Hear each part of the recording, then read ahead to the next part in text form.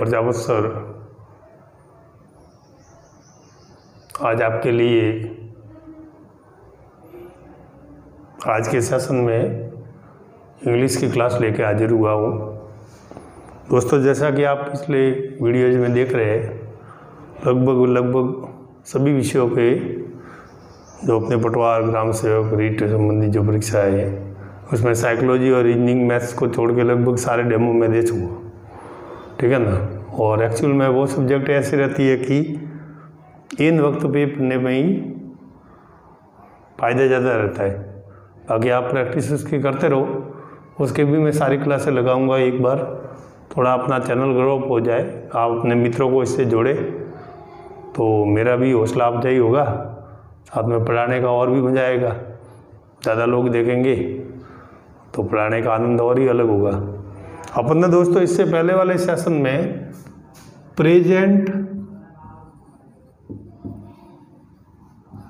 Simple कह दो या इंडेफिनिट टेंस पढ़ा था।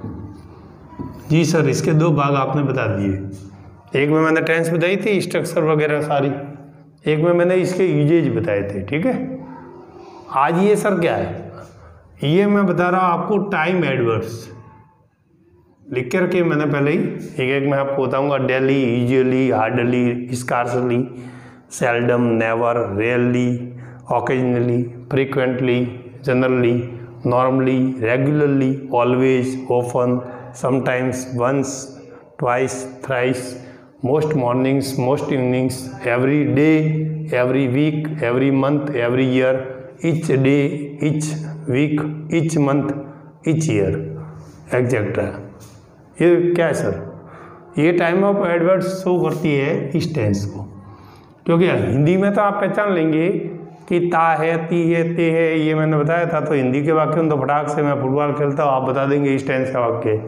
लेकिन रीट वाले हैं, पटवार वाले हैं, वहाँ जहाँ पे जनरल इंग्लिश आएगी तो मान लो इस टेंस की करेक्ट फॉर्म ऑप्शन में पूछ ले।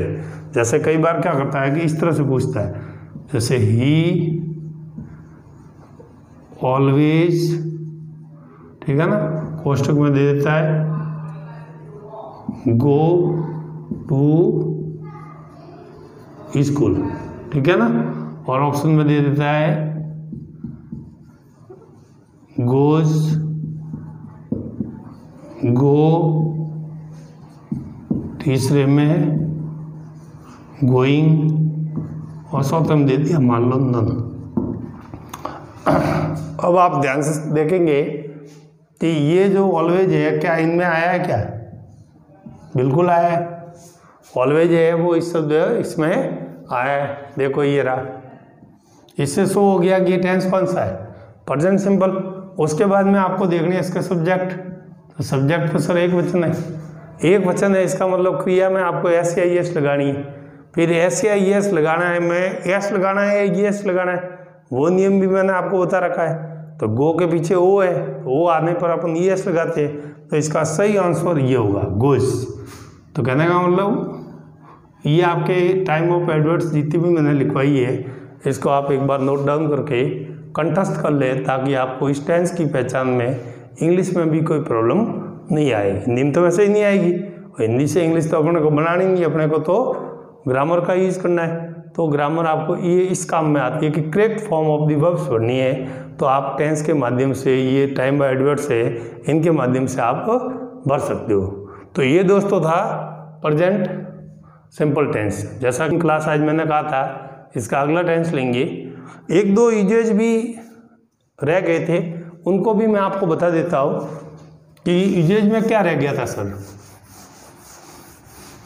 ये सारे शब्द है ना टाइम ऑफ एडवर्ब्स, ये एक बार अच्छी तरह से आप याद कर लेना, इसमें कुछ भी दे सकता है, ठीक है। मैंने एक एग्जांपल भी दिया है, बस ठीक इसी तरह से वाक्य आएंगे, बाकी प्रैक्टिस आपको करनी है। यूजेज में और सर क्या देगा? यूजेज में जैसे है, एक तो रनिंग कमेंट्री, तो आप जहाँ यूजेज लिखा है वहाँ पे जोड़ देना रनिंग कमेंट्री। ये क्या होती है सर? कोई मैच वगैरह आपने देखा होगा, क्रिकेट का मैच देखो, भले ही फुटबॉल का मैच देखो, तो वहाँ कमेंट्री बोलते हैं, कमेंटेटर, ठीक है ना। तो वहाँ पर कौन सा टेंस का प्रयोग किया जाता है? इसी टेंस का प्रयोग किया जाता है। Now the Shoaib Akhtar throws the ball and the Sachin Tendulkar hits the ball and goes to the boundary. तो सारी जो क्रिया आप मेरे से सुन रहे हो कौन से टेंस की आ रही है? प्रेजेंट सिंपल की। तो इस प्रकार से रनिंग जो कमेंट्री है वो भी इसी में बोली जाती है।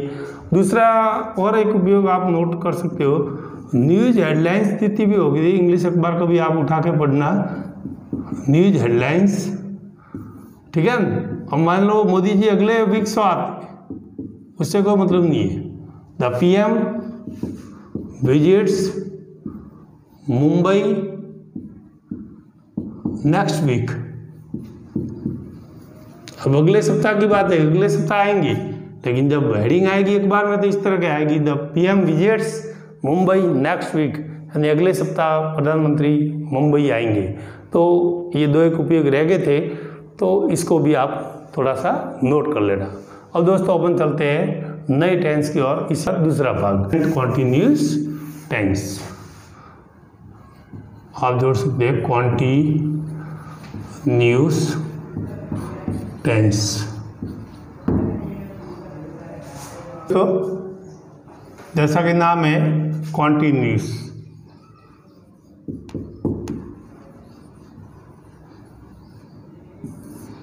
नाम से बदलता है सततता,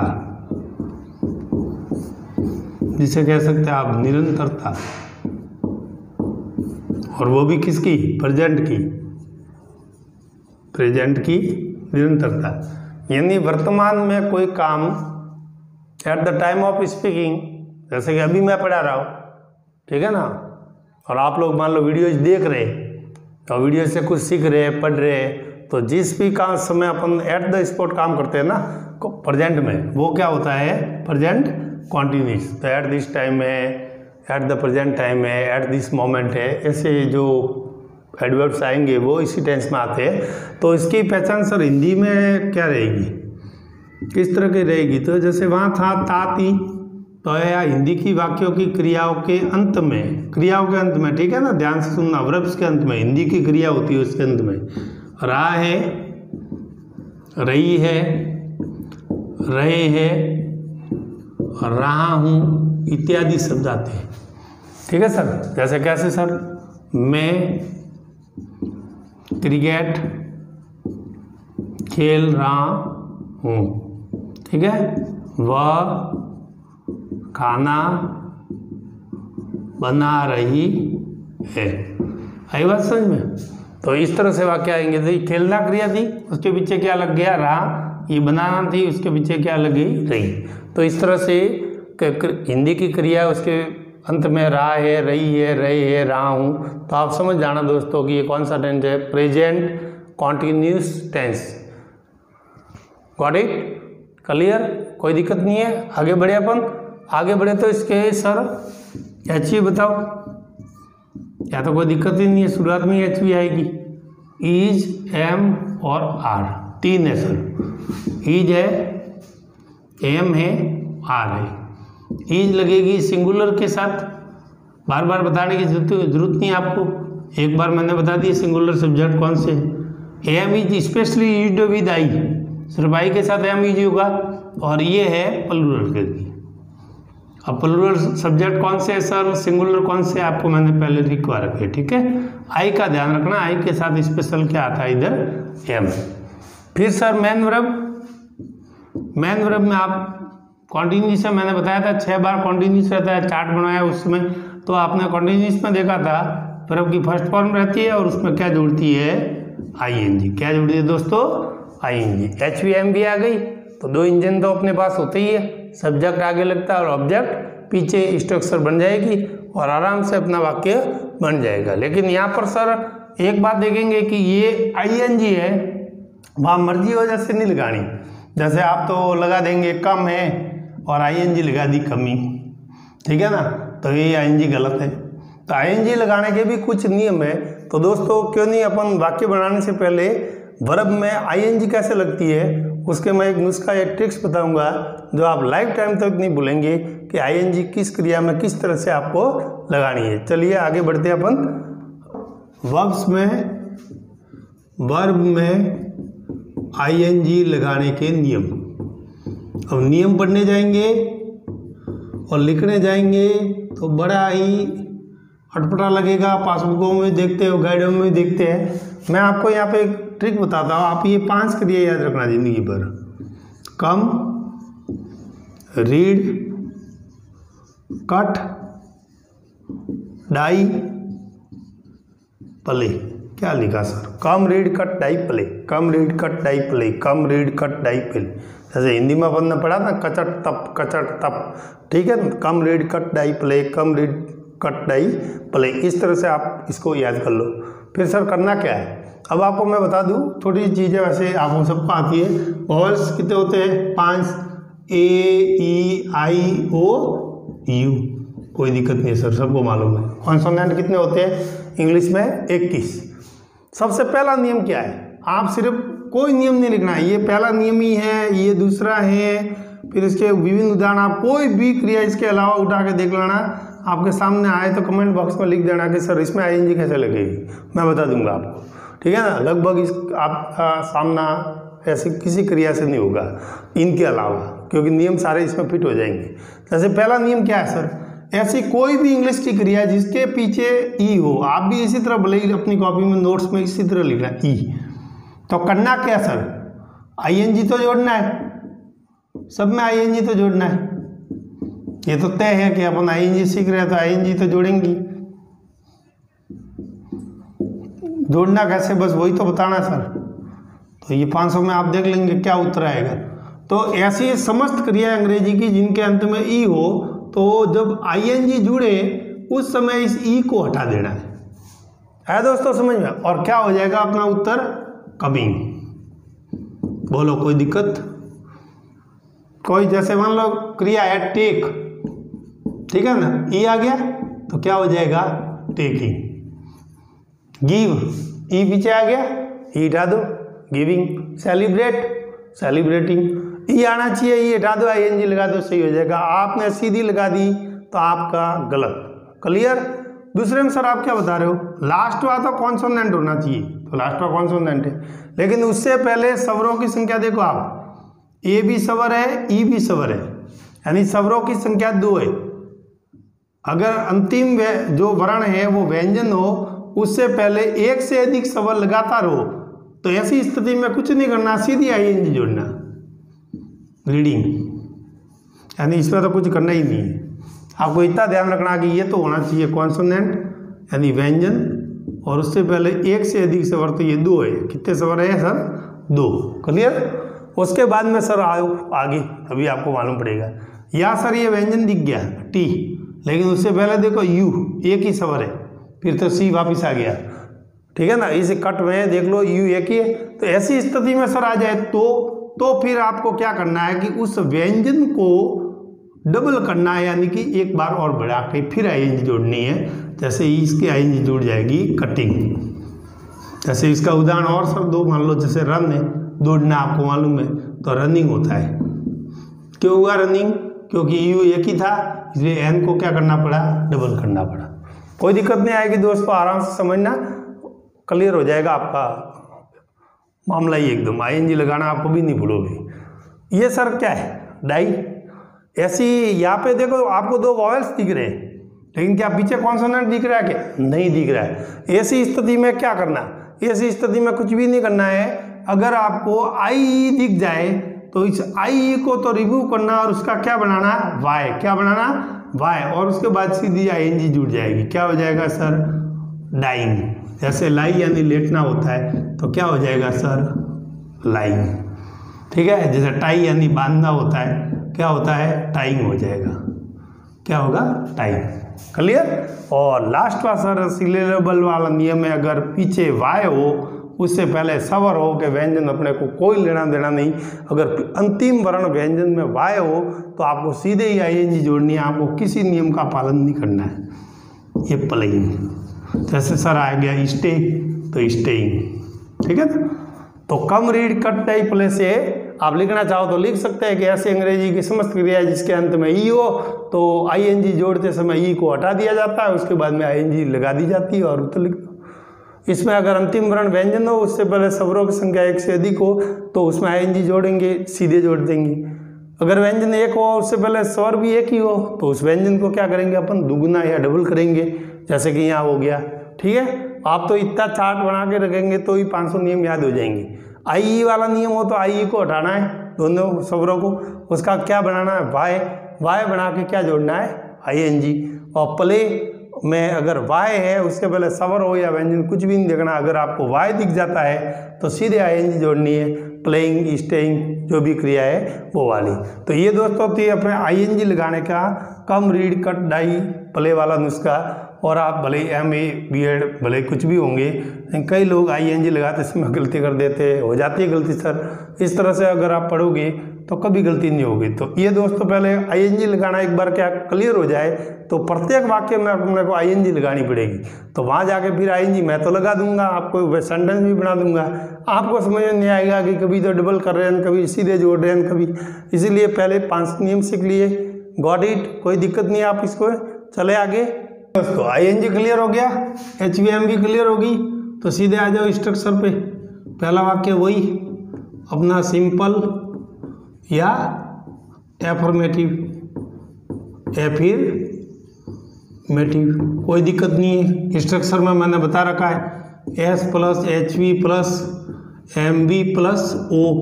अब यहाँ HV क्या है, इज, M, R 3 है, और MV क्या है सर, V1 + ING, यानी टेंस बदलेगा तो HVM भी बदलेगी, ये मैंने पहले बता दिया था। ठीक है ना सर। जैसे अभी मेरा था कि मैं क्रिकेट खेल रहा हूँ, वाक्य था अपने सामने, तो क्या लगाओगे सब्जेक्ट, आई के, तो EJMR में से मैंने स्पेशली क्या बताया, M, तो IM हो जाएगा।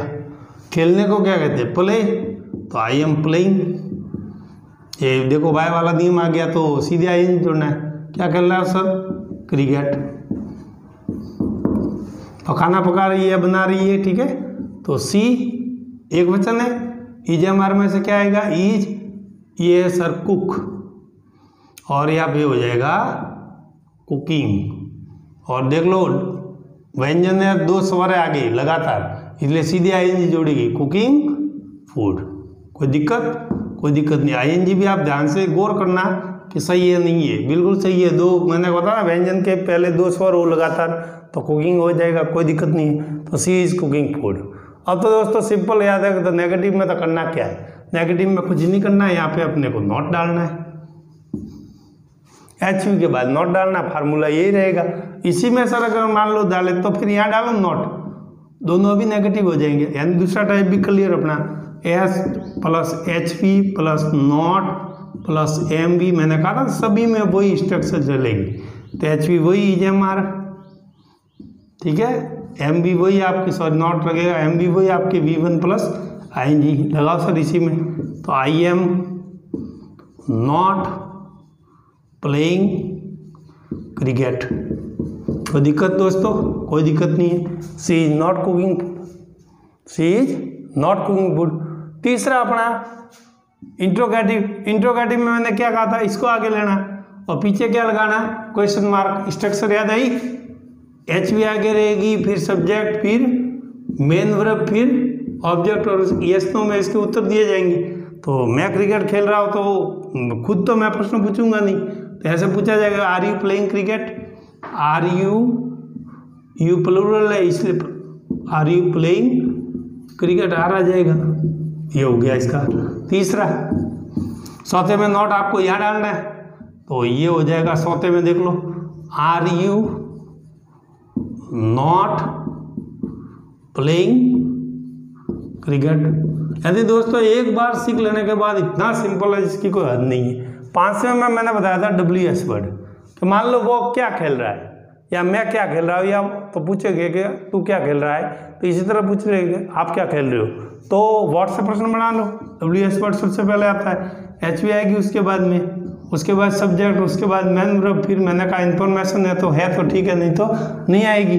तो व्हाट आर यू, और हो जाएगा दोस्तों प्लेइंग, कोई दिक्कत। और मैंने कहा था इसका आंसर हमेशा किस में दिया जाता है, सिंपल में।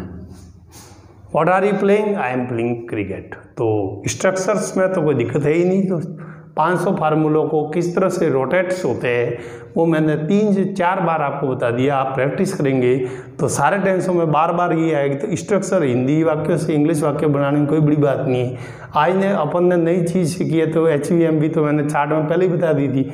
आज सीखी है तो सिर्फ अपने ING कैसे लगाते वो सीखा है। तो आप 10, 20, 30 क्रियाएं लेना और उसमें ING जोड़ने का थोड़ा सा अभ्यास करना, तो स्ट्रक्चर वाला मामला तो अपना हो जाएगा फिट। उसके बाद इसकी भी वही यूजेज और टाइम ऑफ एडवर्ड्स में अपने अगले सेशन में आपको बताऊंगा। जय हिंद।